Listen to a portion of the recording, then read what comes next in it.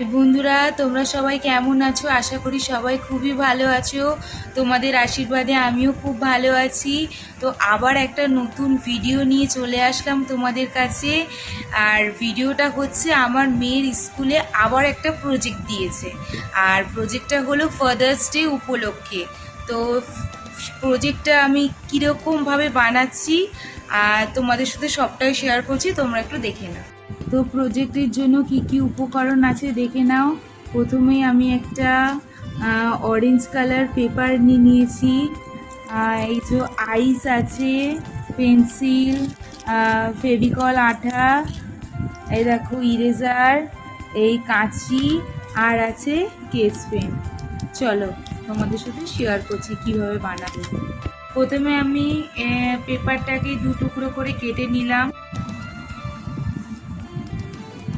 তো পেপারটাকে আমি প্রথমে ভাঁজ করে নিচ্ছি। দেখো বন্ধুরা,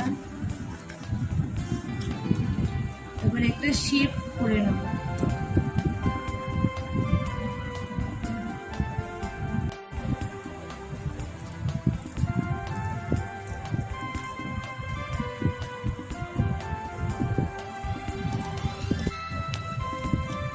দেখো এরকম একটা করে নিয়েছি।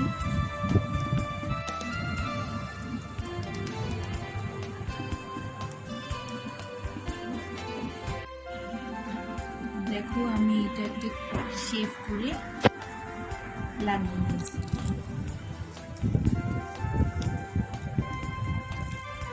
এরপরে আইস লাগাবো।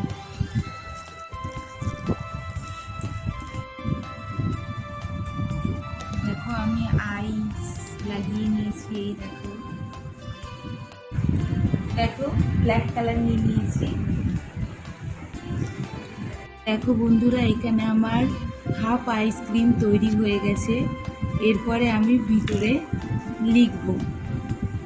দেখো বন্ধুরা, আমি লিখে নিয়েছি। আর কি লিখেছি একটু দেখে নাও। Happy Father's Day to the coolest dad. এর মানে হলো সবচেয়ে ভালো বাবার জন্য শুভ বাবা দিবস। দেখো তৈরি হয়ে গেছে। এরপর এই আইসক্রিমের কাঠিটা আমি এর সাথে লাগিয়ে দেবো আর আমার আইসক্রিম রেডি হয়ে যাবে।